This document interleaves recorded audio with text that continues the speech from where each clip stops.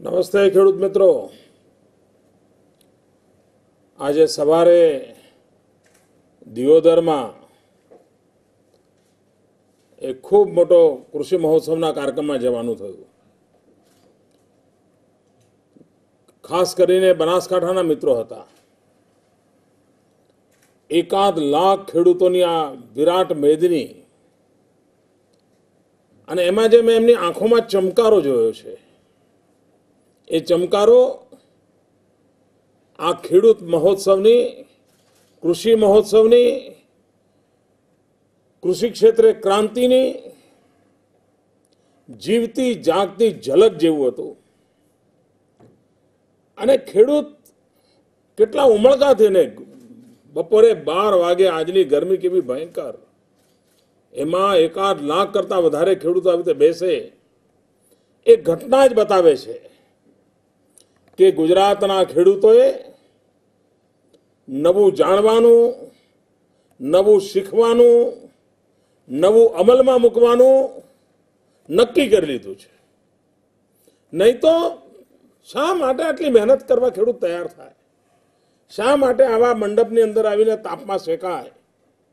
આ મહેનત કરે છે, આમાં ભાગ લે છે, એનું કારણે એને વિશ્વાસ બેઠો છે કે કૃષિ મહોત્સવમાં એને કંઈક ને કંઈક ઉપયોગી બાબત મળવાની છે ને મળવાની છે। ભાઈઓ બહેનો, આજે આપણા દેશ સામે પડકાર કયો છે? કૃષિ ક્ષેત્રે મોટા મોટો પડકાર કયો છે? મને લાગે છે કે આ વાતને આપણે ખેડૂતોએ પણ ગંભીરતાપૂર્વક વિચારવી પડશે। આ કોઈ મોટા મોટા અર્થશાસ્ત્રીઓનો વિષય નથી, મોટા મોટા વૈજ્ઞાનિકોનો વિષય નથી। એ લોકો કરશે, એ બધા કરતા જ હોય છે। આપણે પણ વિચારવાની જરૂર છે। આજે વસ્તી વધતી જાય છે, જમીન ઘટતી જાય છે। પહેલા પ્રતિ વ્યક્તિ જેટલી જમીન હતી એમાં ઘટાડો થતા હવે સાવ નજીવી જમીન રહી છે। એક કુટુંબ હોય, 50 વર્ષ પહેલાની પાસે જમીન હતી, ભાઈઓમાં ભાગલા પડતા પડતા, છોકરાઓમાં ભાગલા પડતા પડતા નાના નાના ટુકડા થઈ ગયા। તો એક તો જમીન ઘટતી જાય, બીજું વસ્તી વધવાના કારણે માંગ પણ વધતી જાય। પહેલા ઘઉં જોઈતા હોય એના કરતા અત્યારે 100 ગણા વધારે જોઈતા હોય, પહેલા ચોખા જોઈતા હોય એના કરતા અત્યારે 50 ગણા ચોખા વધારે જોઈતા હોય। એનો અર્થ કે આવશ્યકતા પણ વધવા માંડી છે અને જમીન ઘટતી જાય। આ બંનેનો મેળ કરવાનો ઉપાય શું? ખેડૂત ભાઈઓ, આપણે સાદી સીધી વાતમાં સમજીએ કે આપણે ઉત્પાદન વધારવું પડે। જમીન તો વધવાની નથી। જમીન વધારવા માટે મારે તમારી પાસે કોઈ રસ્તો જ નથી। જે છે આટલી જ જમીન છે। બહુ તો એક ખેડૂત બીજા ખેડૂત પાસેથી ખરીદીને પોતાની વધારી શકે, પણ કુલ મિલાકર કે જમીન વધવાની નથી। સમગ્ર પૃથ્વીમાં જેટલી જમીન છે એટલી જ જમીન રહેવાની છે। તો પછી કરવું શું પડે? એક જ કામ કરવું પડે, ઉત્પાદકતા વધારવી પડે। 1 એકરે જેટલું પાકતું હોય એના કરતા એકરે વધારે પાકે એની ચિંતા કરવી પડે। એક ગાય જેટલું દૂધ આપતી હોય એના કરતા વધારે દૂધ કેમ મળે એની જ ગોઠવણ કરવી પડે। 6 મહિના દૂધ આપતી હોય તો 9 મહિના દૂધ કેમ આપે એનો વિચાર કરવો પડે। અને આ જો કરીએ તો ખેડૂતને પણ લાભ છે, દેશને પણ લાભ છે, માનવ જાતને પણ લાભ છે। ભાઈઓ બહેનો, આજકાલ ભારત અને ચીનની ચર્ચા ચાલે છે। સહેજ આપણે ખેતીની બાબતમાં ભારત અને ચીનનો જરા હિસાબ લગાવીએ તો હિસાબ કેવો છે? ચીન પાસે ખેતીલાયક જમીન કેટલી છે અને ભારત પાસે ખેતીલાયક કેટલી જમીન છે? ચીન કરતા ભારત પાસે ખેતીલાયક જમીન વધારે છે। ચીન પાસે 130 મિલિયન હેક્ટર જમીન છે, તો આપણી પાસે 161 મિલિયન હેક્ટર જમીન છે। એના કરતા 30 મિલિયન હેક્ટર જમીન આપણી પાસે વધારે છે। સિંચાઈનો વિચાર કરો તો ચીનની જે કુલ જમીન છે, એક ચીનની કુલ જમીનમાં 54 મિલિયન હેક્ટર જમીન એવી છે કે જ્યાં સિંચાઈની વ્યવસ્થા છે। આપણા દેશ પાસે એના કરતાં 2 મિલિયન હેક્ટર વધારે જમીન એવી છે કે જ્યાં સિંચાઈની વ્યવસ્થા છે. 56 મિલિયન હેક્ટર મીટર જમીન આપણે ત્યાં સિંચાઈને યોગ્ય છે. અને છતાંય પરિણામ કેવું છે? આપણે ચોંકી જઈએ.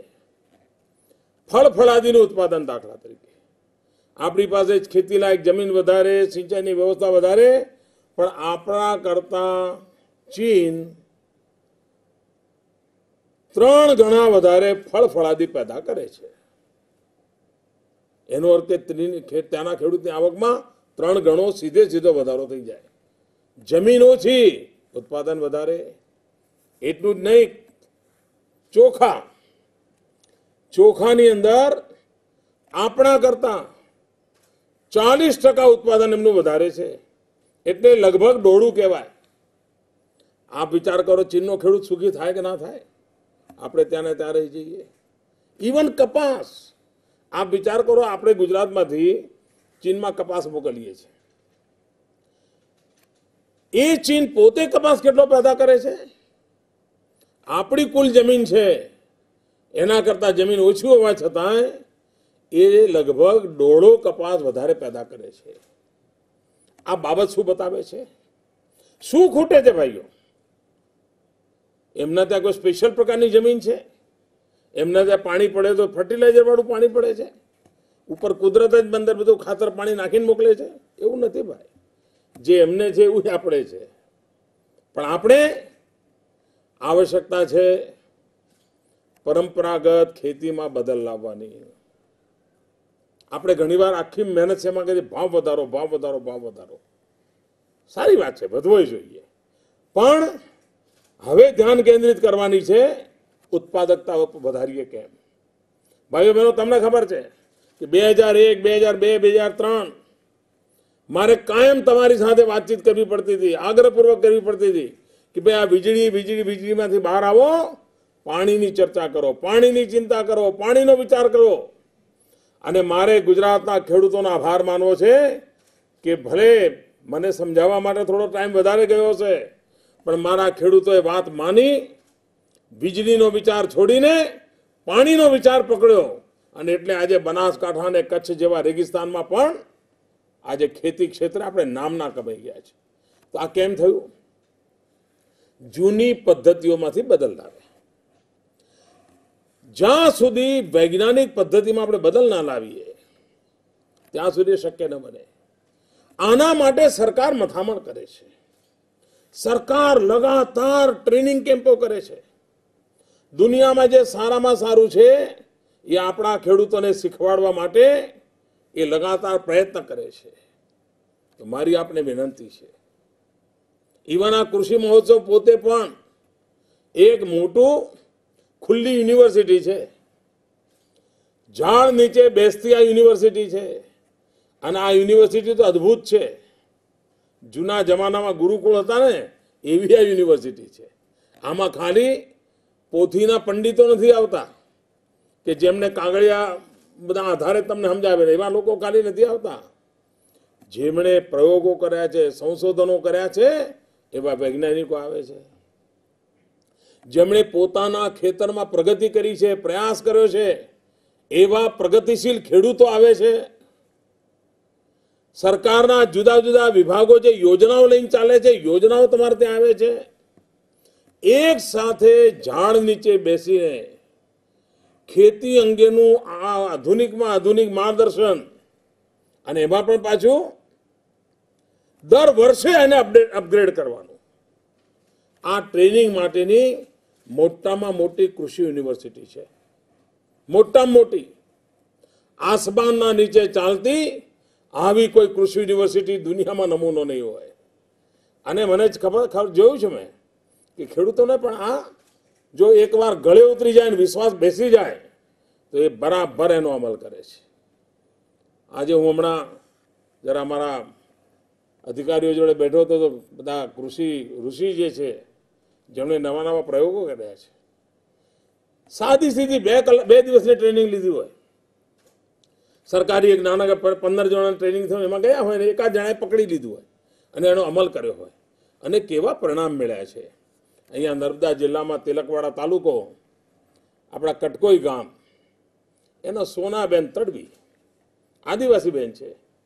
આ સોનાબેન તડવીએ ખેડૂત તાલીમ કેન્દ્રની અંદર તાલીમ મેળવી અને ઘરે આવીને વર્મી કમ્પોસ્ટ ખાતર બનાવવાની શરૂઆત કરી.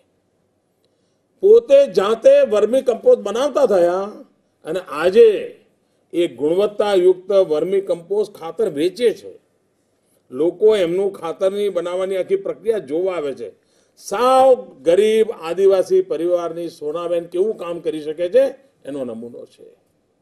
અહીંયા વિસનગર પાસે વાલમ, આમ તો સર્વાદોય પ્રવૃત્તિનું કેન્દ્ર રહ્યું છે મહેસાણા જિલ્લામાં. ત્યાં અમારા મંજુલાબેન પટેલ અત્યારે તમારી વચ્ચે બેઠા છે.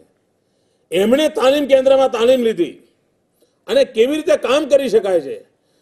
મોટા મોટા વૈજ્ઞાનિકોને માટે આશ્ચર્ય થાય, એમણે ઘઉંની એક નવી જાતનું વાવેતરની શરૂઆત કરી. GW322 વૈજ્ઞાનિક પદ્ધતિ અપનાવી અને આજે બીજા ખેડૂતો એમની આ પદ્ધતિ જોવા માટે આવે છે. કારણ શું? તો મંજુબેને રસ લીધો, તાલીમ કેન્દ્રમાં ગયા, 4 પ્રશ્નો પૂછ્યા, સમજ્યા અને પોતાને તે અમલ કર્યો. અહીંયા મેવ, અમારા મહેસાણા તાલુકામાં, આ મહેસાણા તાલુકાના મેવની અંદર અમારા કાંતાબેન ચૌધરી, આ કાંતાબેન ચૌધરીએ શું કર્યું? બાગાયત ખાતાની અંદર ટ્રેનિંગ લીધી, ફળ ફળાદી શાકભાજી એની બધી ટ્રેનિંગ લીધી અને એ આમળાની કેન્ડી, આમળાનો શરબત, એમાં એની બનાવટો બનવા માંડ્યા. મૂલ્ય વૃદ્ધિ કહે છે ને, વેલ્યુ એડિશન. મોટા મોટા કારખાના લાગે તો જ વેલ્યુ એડિશન થાય થોડું છે. એક ગરીબ કાંતાબેન પણ કેવું કામ કરી શકે છે. એમણે આમળાની કેન્ડી બનાવી, આમળાના શરબત બનાવ્યા અને એ બનાવટમાંથી આજે 8 થી 10 લાખ રૂપિયાનો એ નફો કરે છે અને એમને તો ભૂતકાળમાં આપણે એવોર્ડ પણ આપ્યો છે. આ કાંતાબેન પણ તમારી વચ્ચે બેઠા છે. કાંતાબેન પાસે ઘણું શીખવાનું મળે એવા બેઠા છે. તો ભાઈઓ બહેનો, કોઈ પણ ખેડૂત જો ટ્રેનિંગ લે અને સહેજ મન દઈને કોઈ ચીજને જુએ, 4 પ્રશ્નો પૂછે તો કેટલો લાભ થતો હોય છે એ આપણે જોયું છે. અમારું મહેરપુરા હિંમતનગર પાસે, આ હિંમતનગર પાસેનું મહેરપુરા, અમારા ઇસ્માઇલભાઈ યુસુફભાઈ પટેલ, આ ઇસ્માઇલભાઈએ બાગાયતને ખેતીમાં મળ્યા, આ બધા કૃષિ મહોત્સવમાં ગયા, ટ્રેનિંગમાં ગયા, વૈજ્ઞાનિકોને મળ્યા, એમને બી તાલાવેલી જાગી કંઈક કરવું છે, એમાંથી શીખ્યા અને આજે એ દાડમનું વાવેતર કર્યું છે. એમણે મહેરપુરાથી આજે દાડમ આજે ગુજરાતના ખૂણે ખૂણે વેચાવા જાય છે, ગુજરાત બહાર વેચાવા જાય છે અને 20 ટન ઉત્પાદન મેળવીને 14 થી 15 લાખ રૂપિયાની આવક અમારે ઇસ્માઇલભાઈ અને ઇસ્માઇલભાઈ યુસુફભાઈએ કરી છે. આપ વિચાર કરો, ટ્રેનિંગનો કેવો લાભ મળે છે. એવું પશુપાલનમાં પણ કર્યું છે કે નહીં તો પહેલા એક વખત જમાનો એવો હતો કે પશુપાલનના વ્યવસાયમાં એટલે બહેનો ખાલી કાળજી લે, બહેનોના ભરોસે છોપી દીધું હોય. આજકાલ જવાનિયાઓ, નવી પેઢી એ પણ તબેલા, પશુપાલન એમાં બહુ મોટા વ્યવસાય તરીકે વિકસ્યા છે. બહુ મોટું કામ ચાલે છે. આપણા અહીંયા ચંદ્રાલા, ગાંધીનગરની બિલકુલ પડોશમાં અમારા નરસિંહભાઈનું ગામ, આ ચંદ્રાલાની અંદર અમારા પ્રહલાદભાઈ પટેલ, 3 ગાય હતી, 3 ગાય ત્યાંથી શરૂ કર્યું અને આજે 35 ગાયો પહોંચ્યા છે અને 25 લાખ રૂપિયાનું દૂધ આજે ભરાવે છે. આપ વિચાર કરો, કેટલો મોટો કેશ મનીનો વેપાર. કેમ? તો ક્યાંક શિક્ષણ લીધું, ક્યાંક ટ્રેનિંગ લીધી, ક્યાંક સમજણ લીધી અને કામને આગળ વધારવાની કોશિશ કરી. મેં ગઈકાલે પણ કહ્યું હતું કે અમારા દાહોદ જિલ્લામાં શાકભાજી પાકે એવું કોઈ માને જ નહીં. પંચમહાલ જિલ્લામાં શાકભાજી પાકે કોઈ માને જ નહીં. અનેક લોકોએ પ્રયત્ન કરેલા પણ એમ કે ભાઈ આ બધું મારું કામ નહીં, એવો રસ જ નહીં. ધીરે ધીરે ધીરે ધીરે શિક્ષણ આપ્યું એમ કરતા કરતા આજે ત્યાં શાકભાજીની તરફ વળ્યા છે ખેડૂતો અને કમાણી કરતા થયા છે. એકલું અમારું હાલોલ તાલુકાનું અરાદ ગામના પટેલ હસમુખભાઈ રાવજીભાઈ, આ હસમુખભાઈ રાવજીભાઈએ વેલાવાળા શાકભાજી પકવ્યા. મંડપ બાંધે, વેલા થાય, વેલા ચડે અને આ બધા શાકભાજી નીકળે અને રોજે રોજ એના ઉતારા મળે. પરવળ હોય, કારેલા હોય, ટીંડોળા હોય, આ બધું પકવે. આજે લગભગ 1 લાખ રૂપિયાની આવક માત્ર શાકભાજીમાંથી કરતા થઈ ગયા છે. કારણ શું? જમીન તો પહેલાં હતી ભાઈ, સરકારના ડિપાર્ટમેન્ટ પહેલાં પણ હતા. ટ્રેનિંગનું મહત્વ હતું.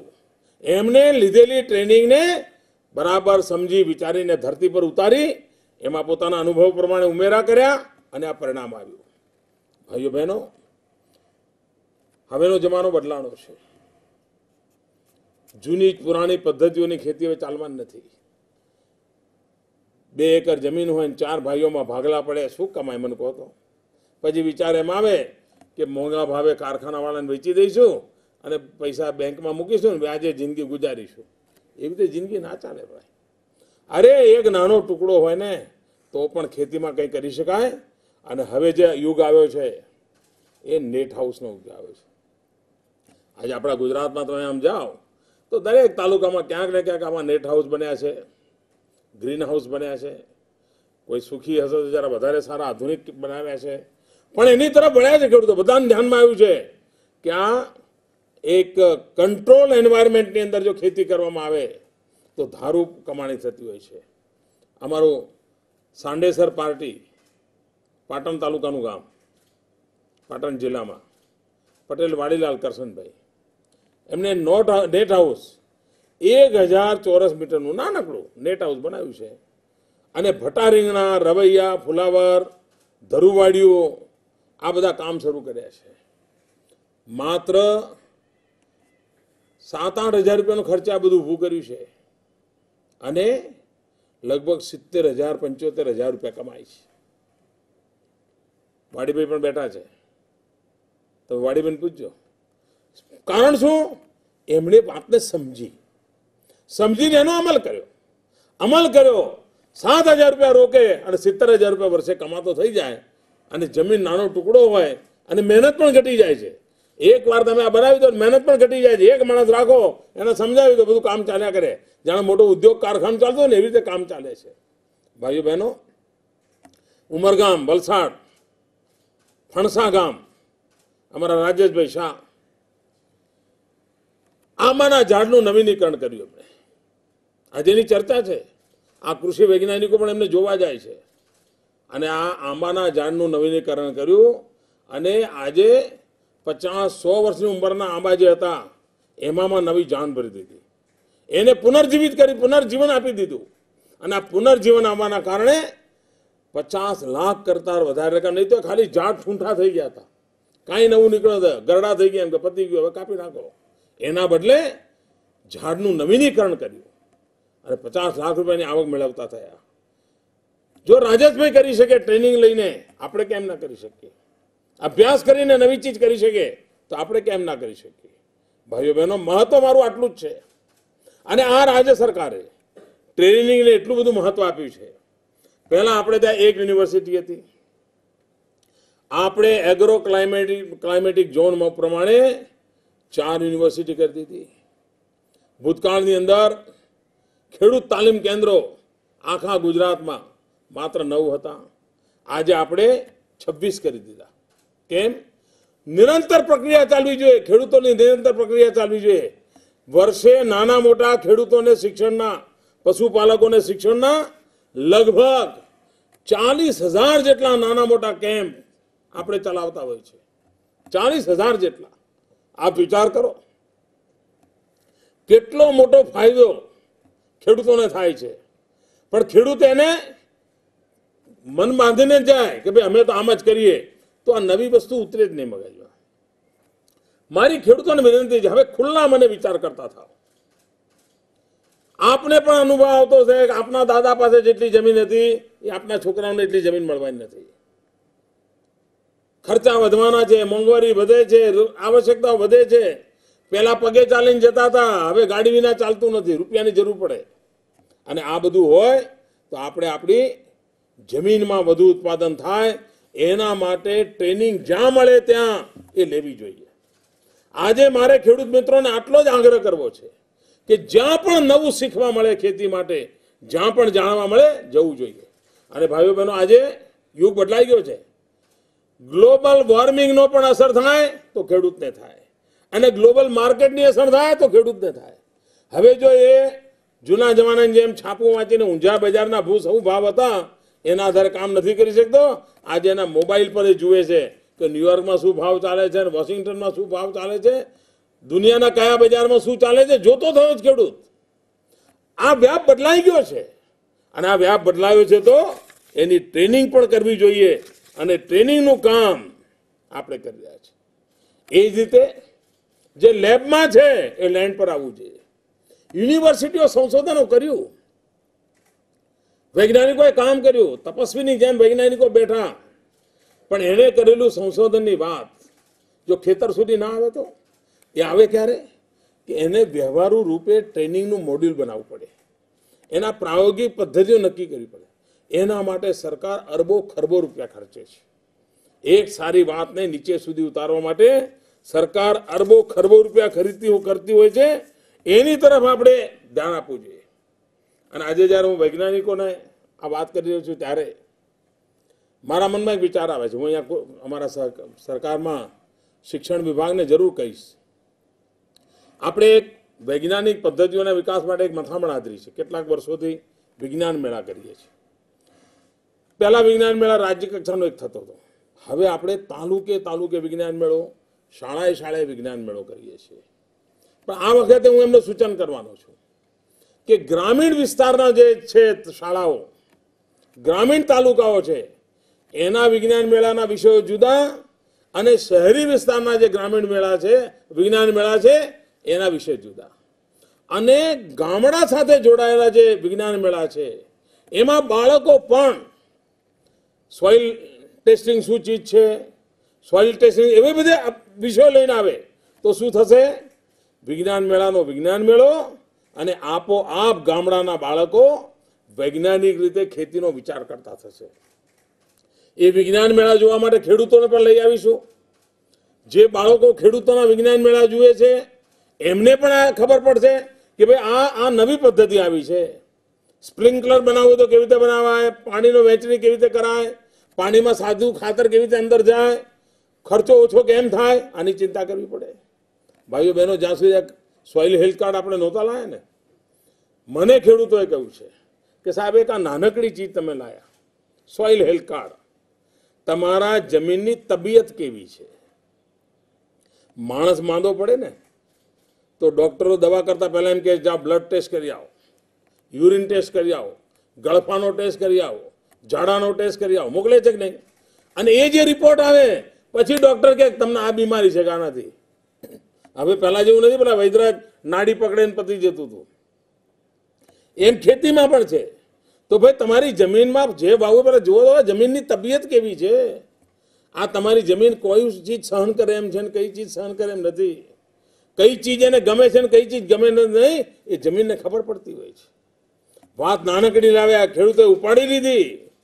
પણ જો એને બરાબર શીખે કે નમૂના કેવી રીતે લેવાય, કેટલા સમય પછી તરત ટેસ્ટિંગ કરાવાય, અને આ ખાલી જમીનની તપાસણી કરાવી છે એનું પરિણામ કેવું આવ્યું છે?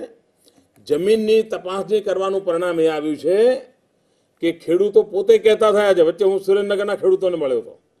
એ મને કે સાહેબ પહેલાં અમે બાજુવાળો પીળું ખાતર નાખે એટલે અમે પીળું ખાતર નાખી દઈએ, બાજુવાળો લીલા રંગની બોટલ લાઈન નાખતો હોય એટલે અમે લીલા રંગની બોટલ લાઈન પાણીમાં ભેળવીને નાખી દઈએ. અમને એમ લાગે એ કરે છે, અમારે કરવાનું. અને અમારા વર્ષે 20,000 થી 25,000 રૂપિયા આવા જ બધી દેખાદેખીમાં ખર્ચાઈ જતો હતો, કારણ ખબર જ હતી નહીં. કૃષિ મહોત્સવ આવ્યો, સોઇલ હેલ્થ કાર્ડ આવ્યું, અમારી ટ્રેનિંગ થઈ, એના કારણે આજે અમે ખાતર નાખતા ઘટાડો થઈ ગયો, દવાઓ ગમે તે નાખી દેતા હતા, બંધ કરી દીધી. એના કારણે ખર્ચા પણ બચ્યા, પાક પણ સુધરી ગયો, ઉત્પાદન પણ સુધરી ગયું. ભાઈઓ, ચીજ નાની હોય છે પણ નાની ચીજને આપણે પકડવી પડે, એને જરા લઈને આપણે આગળ ચાલવું પડે.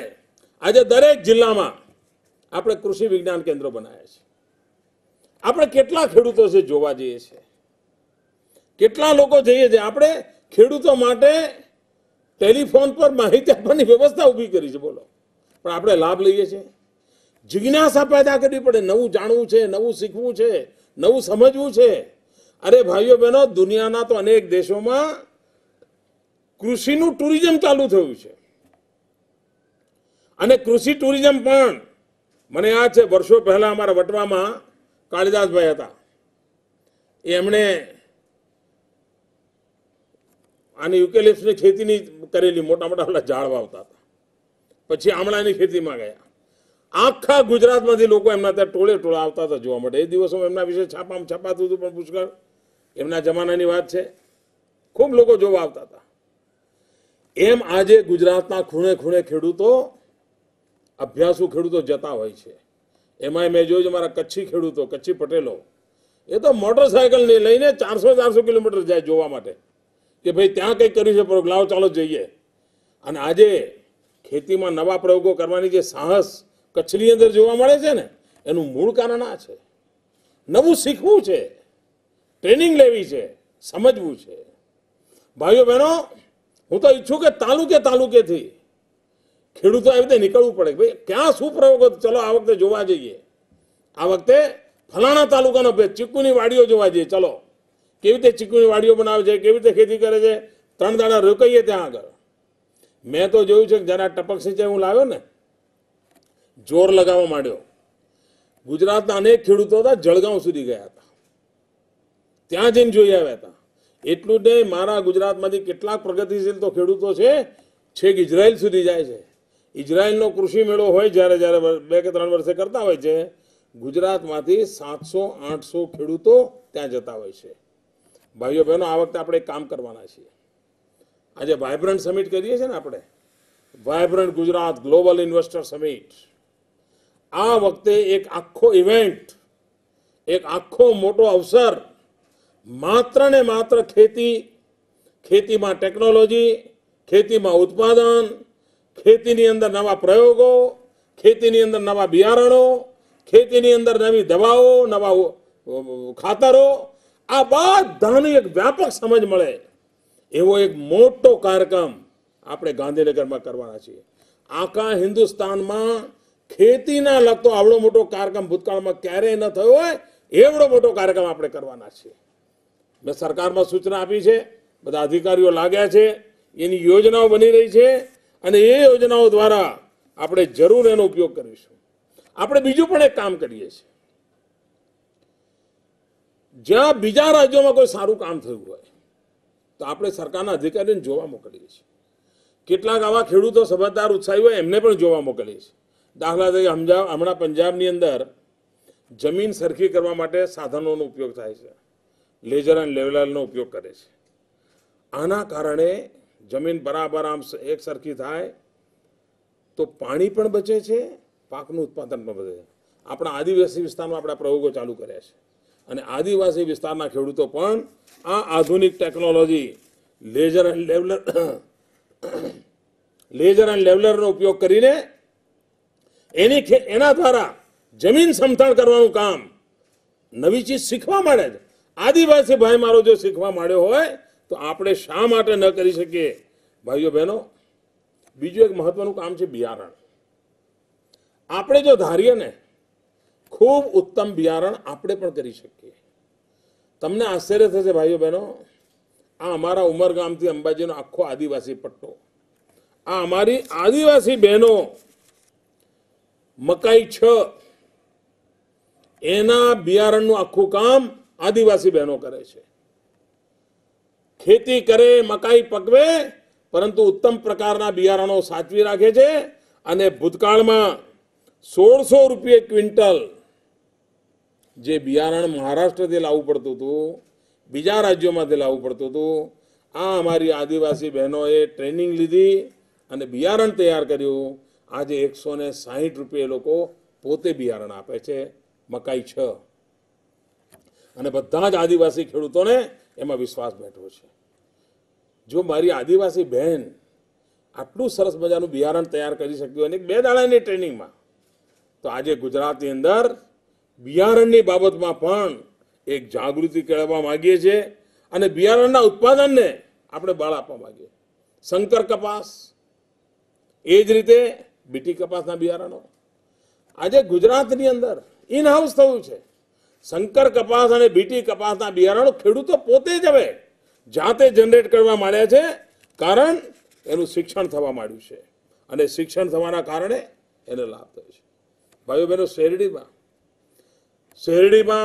શેરડીની જેટલી આપણી મિલો છે એ જેટલું કામ કરે છે ને એટલું જ કામ ખેડૂતો પણ કરે છે.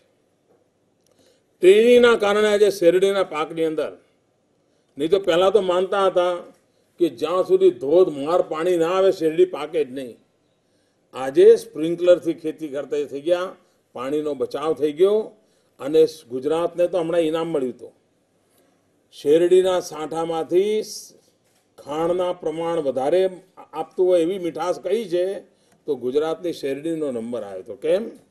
તો વૈજ્ઞાનિક પદ્ધતિથી શેરડી ઉત્પાદન કરી, પાકમાં વધારો કમાણી ઉત્પાદન કર્યું. પહેલા 100 ટન થતી હોય તો હવે 120 ટન શેરડી થવા માંડી, પણ એનાથી વધારે પહેલા એમાંથી જેટલી ખાંડ નીકળતી હતી એના કરતાં 5%, 7% ખાંડ વધારે નીકળવા માંડી. આપોઆપ શેરડીની મિલોને ફાયદો થયો, શેરડી પકવનારને પણ ફાયદો થયો. કારણ એને ટ્રેનિંગ, એણે નવી ચીજ શીખવાની કોશિશ કરી અને નવી ચીજ શીખવાની કોશિશ કરી એના કારણે એને લાભ થયો છે. ભાઈઓ બહેનો, આપણે ટ્રેનિંગને મહત્વ આપવા માંગીએ છીએ. કેટલી બધી કોલેજો શરૂ કરી રહ્યા છીએ. બાગાયતની કોલેજો જુદી, પોલિટેકનિકમાં એગ્રોટેક માટેની વ્યવસ્થા, એગ્રો એન્જિનિયરિંગની કોલેજ જુદી, એગ્રીકલ્ચર કોલેજો જુદી, અને ખેતીના બેકગ્રાઉન્ડ વાળા છોકરાઓને એમાં ભણવા મળે. Net house, green house, poly house, એના માટે આઈટીઆઈની અંદર વર્ગો ચાલે, આઈટીમાં એનું શિક્ષણ મળે. અને ગામડા નાના છોકરા પણ આઈટીઆઈની અંદર 6 મહિના 12 મહિનાનો કોર્સ કરીને નેટ હાઉસ બનાવતા થઈ જાય, પોલી હાઉસ બનાવતા થઈ જાય.